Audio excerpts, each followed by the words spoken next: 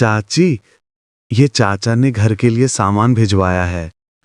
भतीजे, अब तो तुम बहुत बड़े हो गए हो, अब अपनी चाची की तरफ देखते भी नहीं। चाची, अब मैं जा रहा हूं, चाचा नहीं तो डांटेंगे। रुको, इतनी जल्दी भी क्या है, मुझे तुमसे कुछ कहना है। चाची, सब खैर तो है, क्या कहना चाहती हो? देखो राजू, मैं अंदर से तड़प रही हूं, तुम्हारा चाचा मुझे खुश नहीं कर पा रहा है। चाची, आप क्या कह रही हैं, मैं समझ नहीं पा रहा, अब मुझसे क्या चाहती हैं? तुम अच्छी तरह समझते हो मैं तुमसे क्या चाहती हूं। तुम अब बच्चे नहीं रहे। चाची जान, मैं भी आपका दीवाना हूं, लेकिन मुझे डर है कहीं चाचा को पता न चल जाए। वो सब छोड़ो, आज रात 1 बजे मैं तुमसे मिलूंगी, अब तुम जाओ। प्यारे दोस्तों, एक गांव में एक अंकल रहते थे। उन्होंने अपने घर के कामकाज और रोजमर्रा के सामान वगैरह लाने के लिए अपने ही भतीजे को अपने पास रख लिया था। भतीजे का नाम राजू था। अंकल का घर बहुत बड़ा था और उस घर में कई कमरे थे। एक दिन राजू अपने कमरे में था, खिड़कियां बंद करके आराम से अपने कपड़े बदल रहा था। अंदर से दरवाजे की कुंडी नहीं लगी हुई थी। अचानक उसकी चाची अंदर आ गईं। राजू को उस हालत में देखकर वो हैरान रह गईं और एकदम से बाहर भाग गईं। लेकिन राजू जरा भी परेशान नहीं हुआ और वैसे ही कपड़े बदलता रहा। जब वह बाहर आया तो चाची ने पूछा, राजू अंदर क्या कर रहे थे? राजू बोला, चाची आपको तो सब पता ही है, काम के लिए देर हो रही थी, कपड़े बदल रहा था, अब मेरे मुंह से और क्या सुनना चाहती हैं?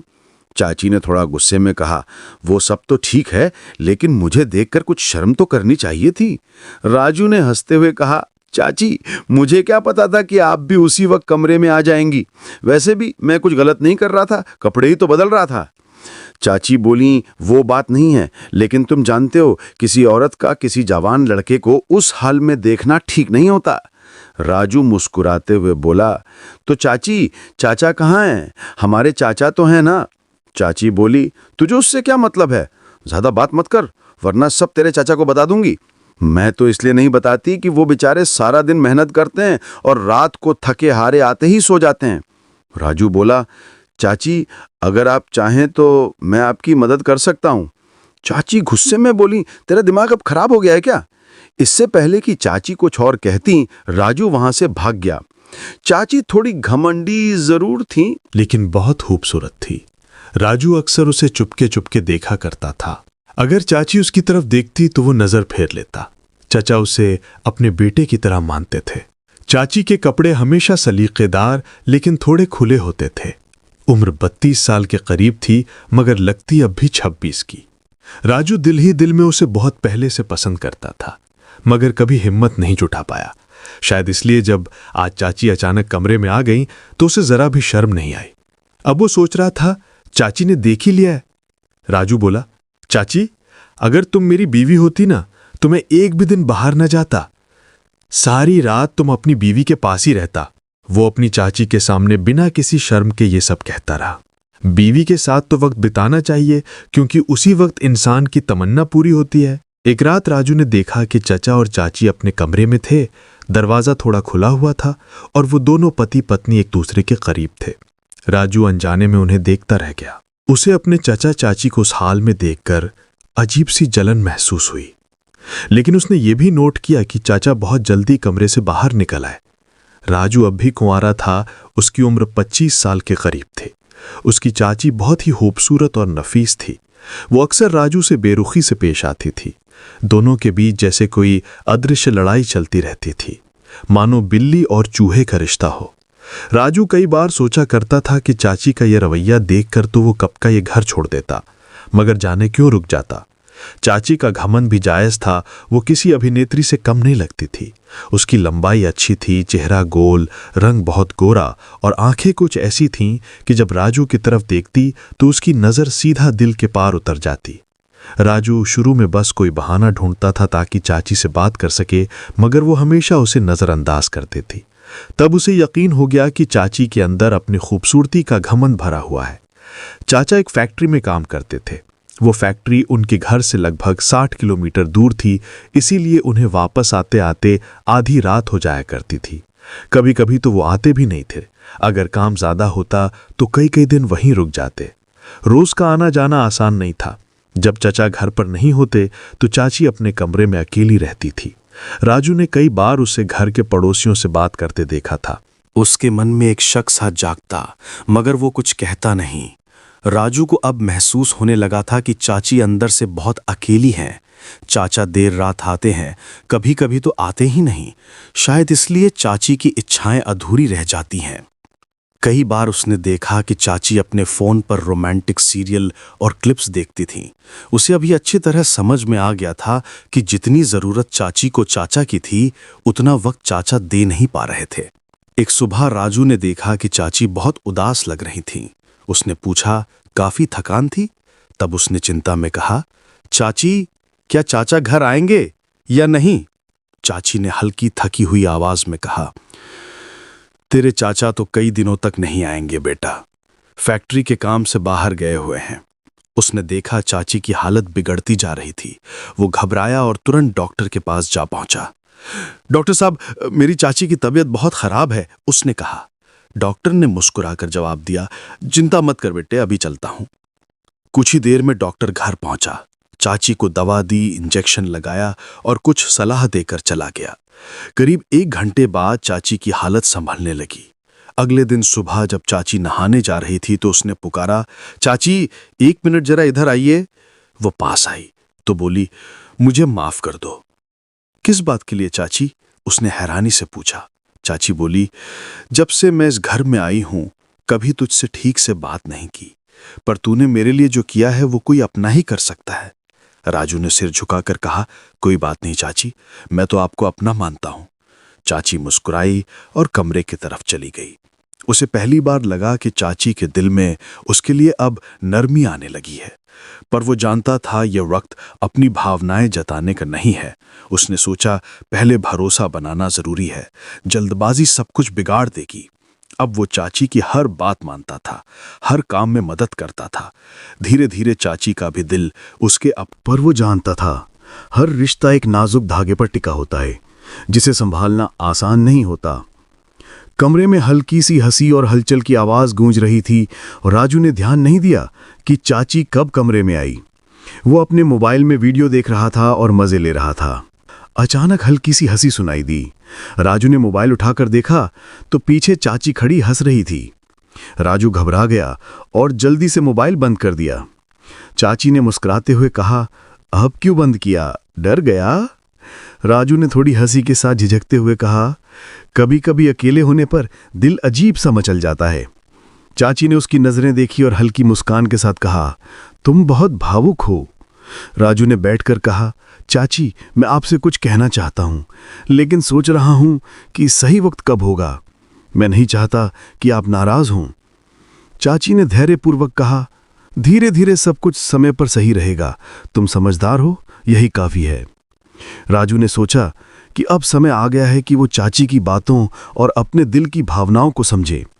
उसने महसूस किया कि घर में उनकी आपसी समझ और अपनापन धीरे धीरे बढ़ रहा है।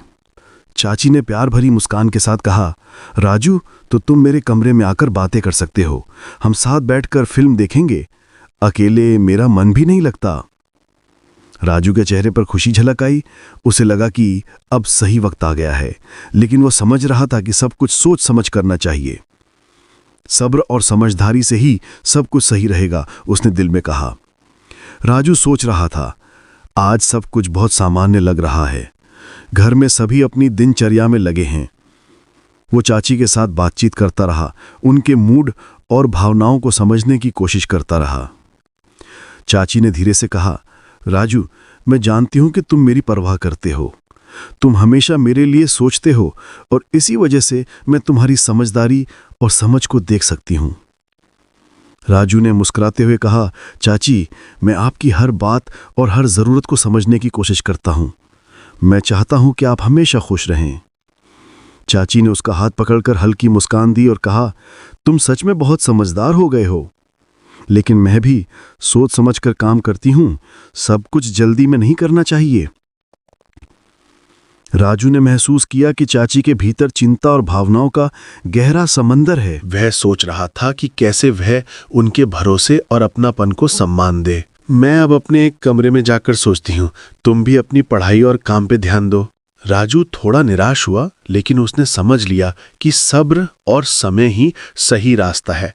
उसने तय किया कि वह चाची की भावना और सीमा का हमेशा सम्मान करेगा।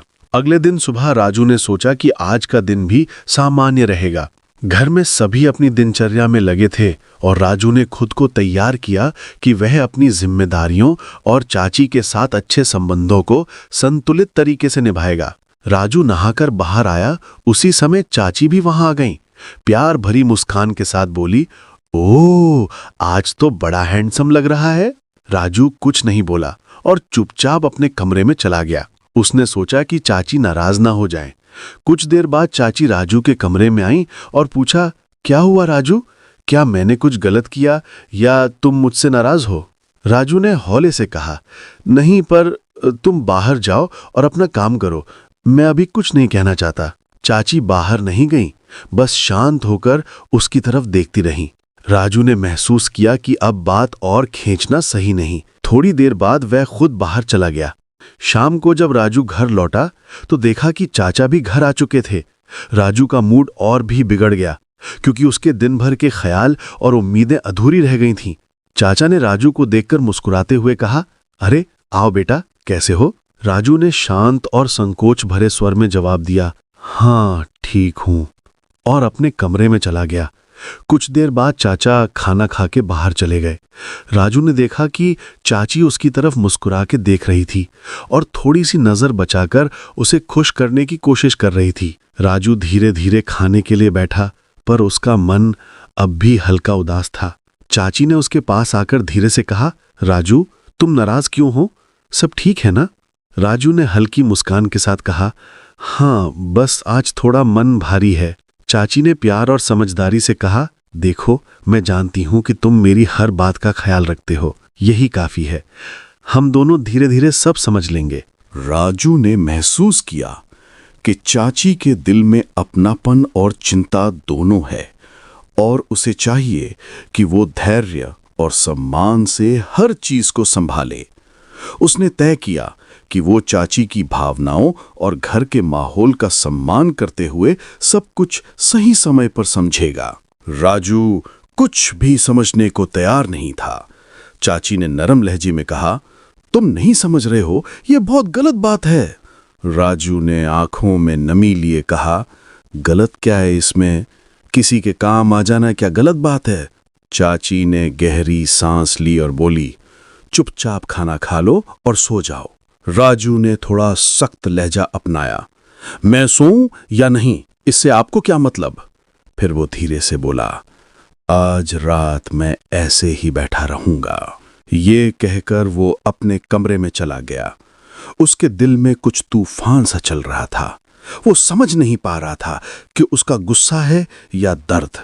रात गहरी हो चुकी थी। घर में सब सो गए थे।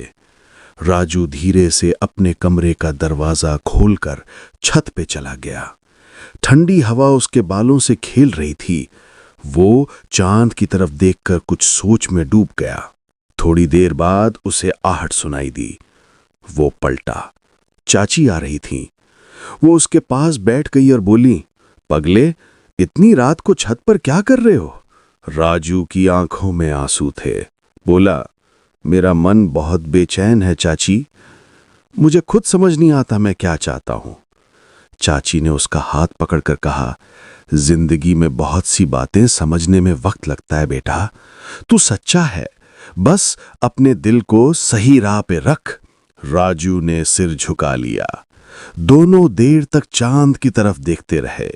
एक चुप्पी थी जिसमें बहुत कुछ कहा जा चुका था। राजू ने गंभीर आवाज में कहा, चाची, मैं वादा करता हूं अब कभी कोई गलत काम नहीं करूंगा।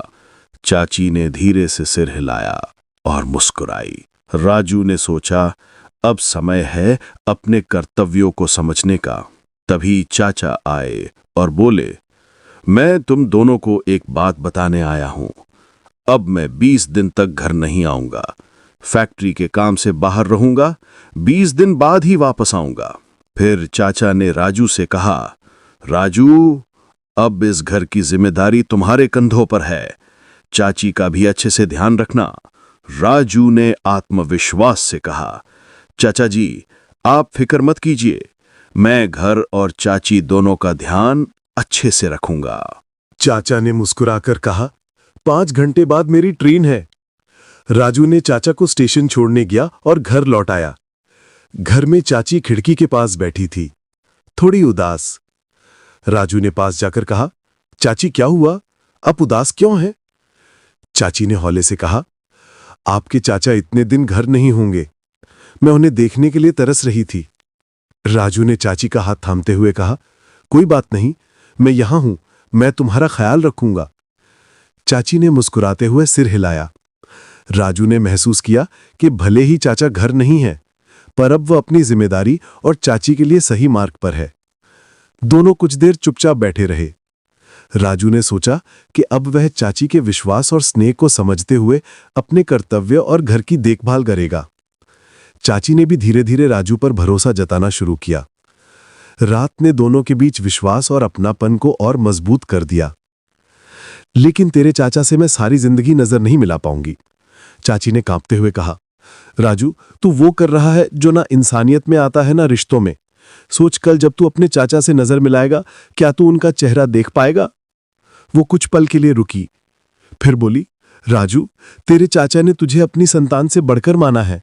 उन्होंने तुझ पर इतना भरोसा किया है और तू उसी भरोसे को तोड़ने जा रहा है। मैं भी इंसान हूं राजू, अकेली औरत हूं, पर इसका मतलब ये नहीं कि मैं अपनी कमजोरी में गिर जाऊं। मैं उम्मीद कर रही थी कि तू मुझे संभालेगा, पर गलती मेरी भी है जो तेरी बातों में आ गई। उसकी आवाज भर्रा गई थी। राजू चुपचाप खड़ा रहा, जैसे शब्द उसके होठों तक आते ही जम जाएं। चाची ने आगे कहा, मुझे पहले से एहसास था कि तेरे मन में कुछ गलत चल रहा है, पर मैंने सोचा वक्त के साथ सब ठीक हो जाएगा। पर आज हम उस मोड़ पर आ गए हैं जहां से रुकना ही सबसे जरूरी है। अगर आज नहीं रुके तो जिंदगी भर इसे गलती की आग में जलते रहेंगे। राजू के हाथ कांपने लगे। उसने धीमी आवाज में कहा, मुझे माफ कर दो चाची, मुझसे बहुत बड़ी गलती होने वाली थी। मैं खुद को कभी माफ नहीं कर पाऊंगा। चाची ने अपने आंसू पोंछे और कहा, अब सिर्फ माफी से कुछ नहीं होगा राजू, हमें अपने अंदर के हैवान को मारना होगा। अपने चाचा की इज्जत बचाने के लिए नहीं, बल्कि अपने जमीर को जिंदा रखने के लिए। राजू ने सिर झुका लिया।